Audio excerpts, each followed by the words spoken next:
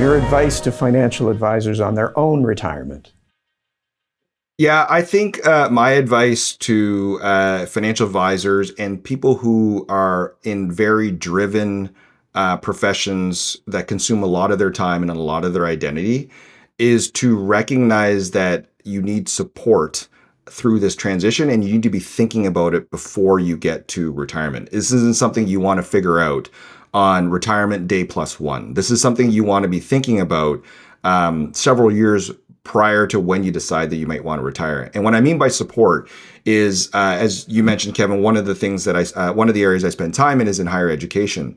And one of the things I'm seeing at a number of universities now is the rise of what they're calling midlife or encore programs.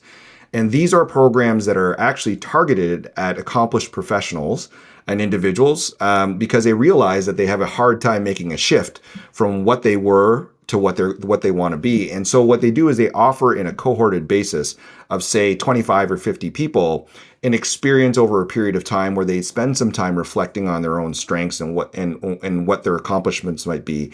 They spend some time opening up the aperture of what other areas of interest are they potentially interested in spending some time on, right? It could be looking at things, everything from looking at climate to food insecurity, or it could be their own another entrepreneurial venture, and then designing a plan. But what's magical about these programs, and what I mean by support, is it actually is a structured way for you to, travel through this transition. But also they provide you with a network of other people who are driven like you at the same stage as you, but come from very different backgrounds.